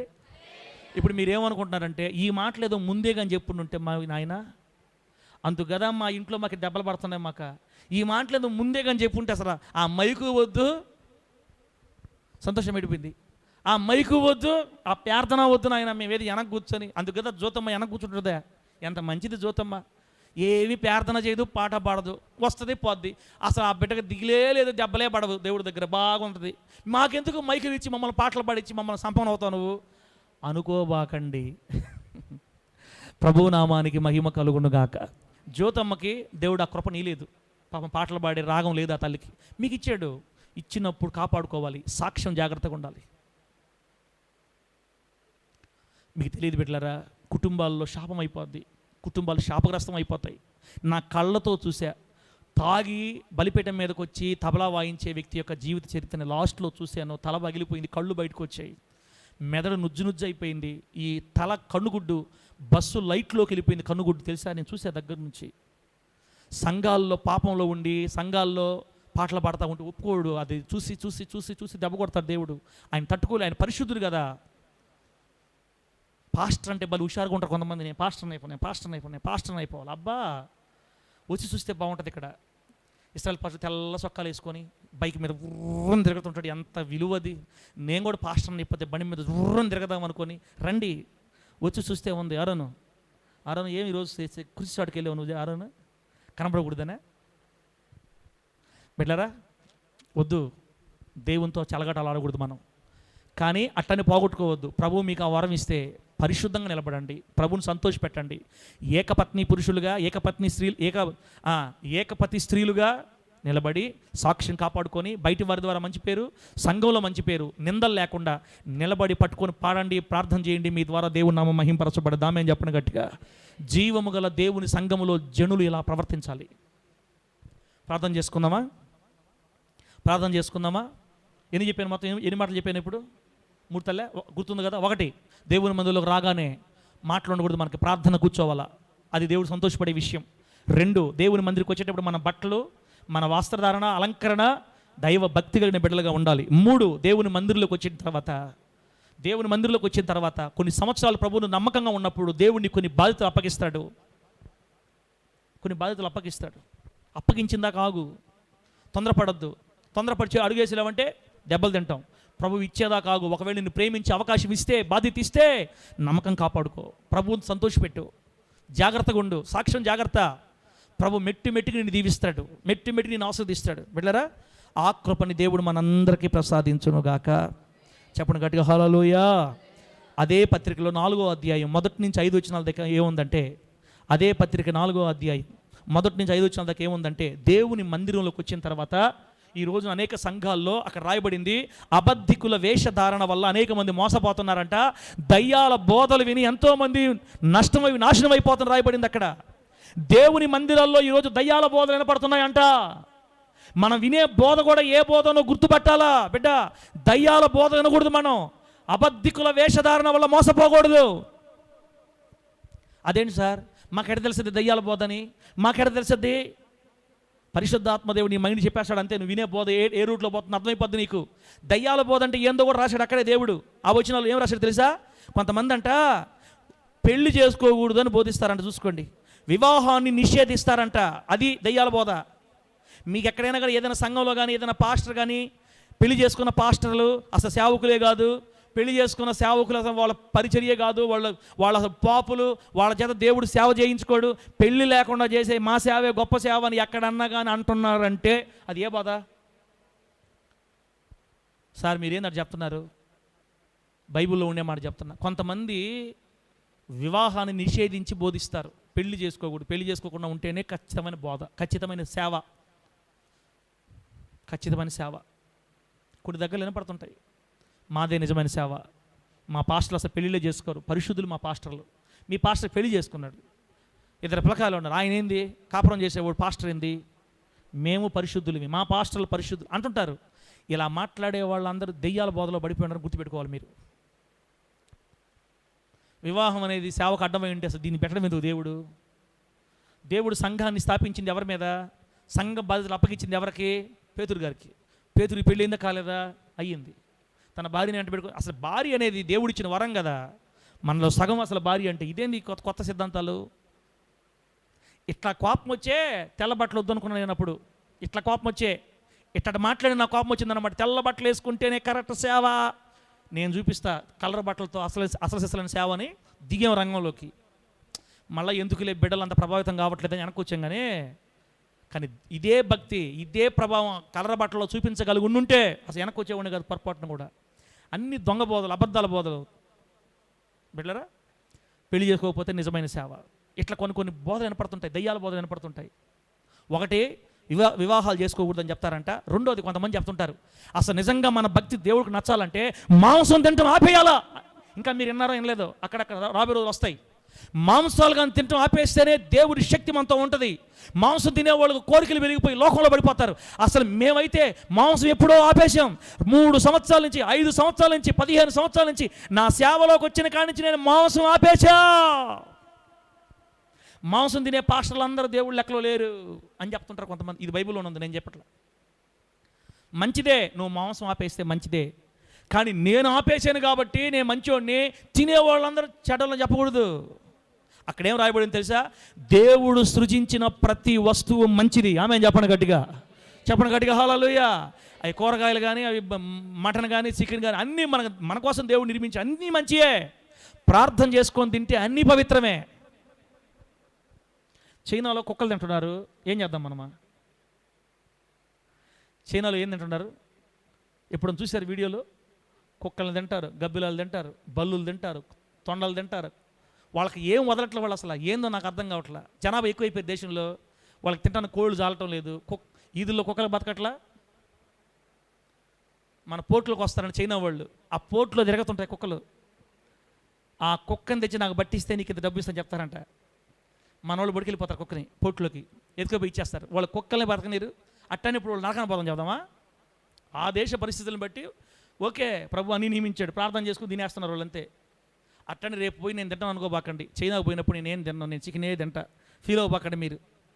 నా మాటలు అర్థమైతే హడిలో ఏం చెప్పండి అమ్మా, కాస్త నవ్వండి అమ్మా. ఇన్ని తిట్టిన తర్వాత ఇంక మేమేం నవ్వుతామని అంటున్నారు మీరు. మేమేం తిట్లా, తెలియజేస్తున్నాం మీకు. బిడ్డ, వాళ్ళు కుక్కలు తింటున్నారు, బల్లులు తింటున్నారు, గబ్బిలాలు తింటున్నారు, అన్ని తింటున్నారు, పురుగులు. అబ్బా, తేళ్ళు కూడా తింటారన్నా. తేళ్ళు తింటారు, పురుగులు తింటారు, బొద్దింకలు తింటారు. ఎట్ట తింటారు ఏందో మొత్తం ఫ్రై చేసేస్తారు అంతే, బొద్దింకలు ఫ్రై. వాళ్ళ ఇష్టం అది. ప్రభు నీచుడా నరకానికి పో అనలా. మనోళ్ళు పెద్ద పాస్టర్లు, మనోళ్ళు దెయ్యాలు పోదా. మాంసాలు మేము తిని ఎప్పుడో ఆపేశాం. మేము మాంసాలు తింటాం, ఆపిన కాడి నుంచి మా సేవ ఎరగబూసింది. నోరు ముయ్యరనువా అని అనాలనిపిస్తుంది. నేను అన్నట్లాగా మాంసాలు తినకూడదని చెప్పే బోధ మీ దగ్గరికి వచ్చిందంటే దెయ్యాల బోధ. ఇట్టటి చాలా ఉంటాయి. పిల్లకాయలు పుట్టేదానికోసం భార్యాభర్త కలిసి ఉన్నారు. ఇప్పుడు మనం దేవుడితో సమీపంగా ఉండాలంటే భార్యాభర్త సంబంధం ఆపేసేయండి అని చెప్తుంటారు. ఇది దెయ్యాల బోధ. భార్యాభర్తలు ఎప్పుడైతే దూరంగా ఉంటారో అన్నపోయి ఇంకొక మనిషిని తగులుకుంటాడు, అక్కపోయి ఇంకొక తగులుకుంటాడు, తగ్గిపోద్ది. వద్దు, తొందరపడద్దు. గూడిదైనా గుడిదైనా నల్లోడైనా పొట్టోడైనా పొడుగోడైనా మరణం దాకా సాగాల్సిందే యేసునామలో. కనికిరా తల కిందకు వచ్చి నవ్వుతున్నాడు ఏందో. అందరూ హల్లేలూయా, నా మాట అర్థమైతే హల్లేలూయా అని చెప్పండి. అంటే ఏందని చిన్నగా చెప్పారు, నేనేమైనా వేరుగా చెప్తున్నానమ్మా. నాకు డౌట్ వస్తుంది. జీవము గల దేవుని సంఘంలో ప్రజలు ఎలా ప్రవర్తించాలో చెప్తున్నా. కొన్ని బోధలు వినబడుతున్నాయి. పిల్లలు పుట్టేదాకే మన సంబంధం ఉండాలి, భార్యాభర్త సంబంధం. ఆ తర్వాత అన్న చెల్లెళ్ళే దేవుడు మనతో సమాధానంగా ఉండాలంటే, అద్భుతాలు జరగాలంటే వదిలేయాలో అని చెప్తుంటారు. ఎన్ని దొంగ బోధ, దెయ్యాల బోధ. నమ్మద్దు. దేవుడు ప్రేమించి నీకు భార్యని ఇచ్చాడు. యవన కాలం మందు సంతోషంగా ఉండమని దేవుడు ఇచ్చాడు మనకి. భార్యలు తేడా పడ్డారా భర్తలను బాగొట్టుకుంటారు, భర్తలు తేడా పడ్డారా భార్యలను బాగొట్టుకుంటారు. మీ ఇష్టం. ఇక్కడ నేను ఫస్ట్ నుంచి ఇదే చెప్తుండా. నేనేం అక్కడ బోధలు చెప్పట్లా మీకు. మళ్ళీ ఈరోజు కూడా చెప్తున్నా. జీవము గల దేవుని సంఘంలో జనులు చాలా జాగ్రత్తగా ప్రవర్తించాలి. దయ్యాల బోధలు వినబడుతున్నాయి, జాగ్రత్త. బిడ్డలారా, దశంభాగాలు ఈగిపోతే నరకానికి పోతారని చెప్తారు. అది బైబిల్ ఏడలేదు మనకి. దశంభాగాలు ఇచ్చినా ఈగిపోయినా పరలోకానికే పోతారు. కాకపోతే బహుమతులు ఉండవన్నమాట. ఈ భూలోకంలో పేదరికం అనుభవిస్తారు. ఈ భూలోకంలో సరైన తృప్తిగా బతకలేరు, సమృద్ధిగా బతకలేరు. ఆ చెమట కారస్తానే బతుకుతారు. అంతేగాని నరకానికి పోరు. దశంభాగాలు ఈగిపోతే పరలోకానికే పోతారు. ఇట్లాంటివన్నీ మనం గుర్తుపట్టుకొని దయ్యాల బోధలో పడిపోకుండా, అబద్ధికుల వేషధారంలో మోసపోకుండా, దేవుడు మన మొట్టమొదట ఏ భక్తిలో ఉంచాడో, ఏ సేవకుడు ఉపదేశంలో నేను పెట్టాడో ఆ సేవకుడు ఉపదేశంలోనే పెరుగు. బయట ఫోనుల్లో చూసే వర్తమానాలు కాస్త బాగుండాయా విను, అట్టని దూరిపోబాకు. దూరిపోయావంటే ఇంకో దారిలోకి పోతావు. ప్రభు నిన్ను పెట్టింది దీంట్లో, నువ్వు దీంట్లోనే ఉండి కాస్త తెలుసుకో, మంచిదే. అట్టని దాంట్లోకి వెళ్ళిపోయావు అనుకో, నేను ఏ గుంటలో పెట్టి ఆ గుంటలో లేకుండా అవతల గుంటలో దూకేవంటే దేవుడికి స్తోత్రం. ఆ తర్వాత గల్లత్ అయిపోతావు. తర్వాత నేను అన్నీ చెప్పేస్తున్నా మీకు. వేరే వాక్యాలు వినొద్దని నేను చెప్పడం వల్ల వినండి, బలపడండి. అట్లాగని మన ఉపదేశాన్ని మారి ఏరే ఉపదేశాలకు వెళ్ళిపోయి అసలుకే తేడా పడద్ది. ఇదేంటి అడి చెప్తున్నారు, అదేంటి అడి చెప్తున్నారు. జాగ్రత్త, మీ ఇష్టం. బిడ్డలారా, దెయ్యాల బోధేదో జీవముగల బోధేదో గుర్తుపట్టి మోసపోకుండా ఈ చివరి దినాల్లో బోధన గట్టిగా పట్టుకో ఉండమని ప్రభు చెప్తున్నాడు. నా మాటలు అర్థమైతే గట్టిగా హల్లెలూయా అని చెప్పండి. చెప్పండి గట్టిగా హల్లెలూయా. ఒకటి, మందిరంలోకి వచ్చి ప్రార్థన మాత్రమే చేయాలి, జాగ్రత్త క్రమంగా ఉండాలి. 2, మన వస్త్రాలు అలంకరణ జాగ్రత్తగా ఉండాలి. 3, దేవుని మందిరంలోకి వచ్చినప్పుడు ఏం చెప్పాను ఇందాక? ఇదేమ్మా ఇప్పుడు చెప్పిందేనా? ఏం చెప్పాను? దేవుని మందిరంలోకి వచ్చినప్పుడు బాధ్యతలు ప్రభు అప్పగించిన తర్వాత ఆ బాధ్యతలు ఇచ్చిన వ్యక్తులు సాక్ష్యం కలిగి, బయట లోపల సాక్ష్యం కలిగి బతకాలి, లేకపోతే దూరంగా ఉండాలి. 4వది, దేవుని మందిరంలోకి వచ్చినప్పుడు మన ప్రవర్తన ఎలా ఉండాలంటే చెప్పే వాక్యాన్ని గుర్తుపట్టేయాలి. ఇది దెయ్యాల బోధ, దేవుని బోధ. దెయ్యాల బోధ ఎట్లుంటుందంటే చేయడానికి వీలు లేకుండా ఉంటుంది. అటు చెప్తుంటారు అనమాట. భార్యని చెల్లు అనుకోవాలంట. అది ఎట్లా సాధ్యం? అది భార్యని చెల్లు అనుకునే బట్టి భార్యని దేవుడు ఎందుకు ఇస్తాడు మనకి? ఇక్కడ రకరకాల పిచ్చి ఉన్నాయి. టైం వస్తే చెప్పుకుందాం మనం ఏమేమి ఉన్నాయో. జాగ్రత్తగా విని దైవ సంబంధమైన భక్తిలో దేవుడు ఏ సేవకుడి ఉపదేశం నిన్ను పెట్టాడో ఆ సేవకుడి ఉపదేశంలో నమ్మకంగా ఎదగతా, ప్రార్థనాపూర్వకంగా సేవకుడితో సంఘంతో కలిసిపోతే కన్ను మూస్తే పరలోకం వెళ్ళిపోతావు. యేసునామములో ఆమేన్ చెప్పండి గట్టిగా. లాస్ట్ మాట అదే అధ్యాయం 7వ వచనంలో. అదే అధ్యాయం 7వ వచనంలో ఏముందంటే, అపవిత్రములైన ముసలమ్మ ముచ్చట్లను విసర్జించి దేవభక్తి విషయంలో నీవే సాధకం చేసుకో అనుంది. ప్రసంగి గ్రంథం 5వ అధ్యాయం 1-2 వచనాల్లో, దేవుని సన్నిధిలో నీవు అనాలోచనగా పలకకుండా నీ హృదయాన్ని త్వరపడనియ్యక నీ నోటిని కాచుకో. దేవుడు ఆకాశం మందున్నాడు, నీవు భూమి మీద ఉన్నావు కనుక నీ మాటలు కొద్దిగా ఉండాలని రాయబడిన ప్రకారం. 5వది బిడ్డలారా, లాస్ట్ మాట 5వది ఏంటంటే, దేవుని మందిరంకి వచ్చినప్పుడు అసలు మనం మాట్లాడకూడదు ఎక్కువ. ఇక్కడ ఏం రాయబడింది తెలుసా? దేవుడు ఆకాశం అందున్నాడు, నువ్వు భూమి మీద ఉన్నావు కనుక నువ్వు దేవుని మందిరంకి వచ్చినప్పుడు అనాలోచనగా ఇష్ట ప్రకారం మాట్లాడబాకండి, నోటిని కాచుకో. నీ నోటిని కాచుకో దేవుని మందిరంలో, అనాలోచనగా పలకొద్దు. ముసలమ్మ ముచ్చట్ల మందిరాల్లో మాట్లాడుకోకూడదు మనం. అక్క నిన్న పని డబ్బులు నీకు ఇచ్చారా? పని డబ్బులా? ఆయన ఊరు బుధవారం పైన వచ్చే డబ్బులు కట్టావా? ఏంది మీ ఆయన చర్చికి రావట్లేదు ఈ మధ్య? ఏంది తింటారు పడుతున్నాడే, యాసలు వేస్తున్నారే, ఏందక్క ఈ చీర ఎంతక్క? ఇవన్నీ మనకు దేవుని మందిరాల్లో ఉండకూడదు. దేవుడు ఆకాశం అందున్నాడు, మనం భూమి మీద ఉన్నాం. మన నోటి మాటలు చాలా కొద్దిగా ఉండాలి. మందిరాలకు వచ్చినప్పుడు కొద్దిగా ఉండాలి. ఇంకో మాట చూడండి, అనాలోచనగా మనం మందిరాల్లో కన్నా మాట్లాడితే భయంకర మాట ఉంది అక్కడ. చదవాలి ఆ మాట, మనం తీసుకున్నామా? ఆ మాట చూడు, 2వ వచనం 3వ వచనం చదువు. ప్రసంగి 5:3 చదువు. ఆ మాట ఏంటో తెలుసా? మనం ఇష్ట ప్రకారంగా మందిరాల్లో మాట్లాడితే అబ్బో ఒక భయంకరమైన శాపం ఉంది అక్కడ. అది వినాలి మీరు. తీసామా? ప్రసంగి 5:3 త్వరగా చదువు. 5వ అధ్యాయమ్మా, ప్రసంగి 5వ అధ్యాయం 3వ వాక్యం.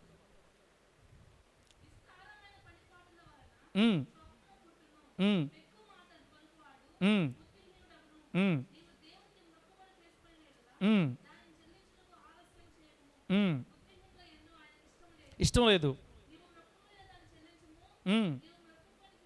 మా 2 చదువు.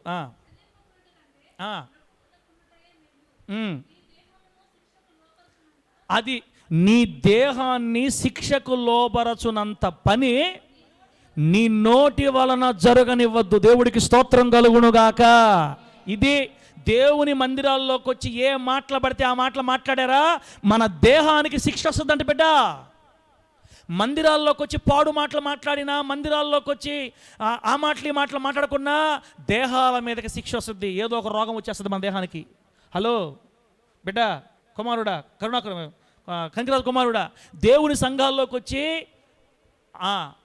పోకిరి మాటలు మాట్లాడుకుంటా, దేవుని మందిరంలోకి వచ్చి ముసలం ముచ్చట్లు మాట్లాడుకుంటా, దేవుని మందిరాల్లోకి వచ్చి కక్షపూరిత మాటలు, కొండల మాటలు మాట్లాడుకుంటా దేవుని మందిరంలో నువ్వు పడుకుంటే, నువ్వు పడుకున్నప్పుడు కొండల మాటలు మాట్లాడుతూ ఉంటే, ఇశ్రాయేల్ పాష నెల్లూరులో ఉన్న ఊరు చూడడం అనుకుంటున్నారేమో, పరలోకంలో రికార్డ్ అయిపోతున్నాయి అంతే ప్రతి మాట.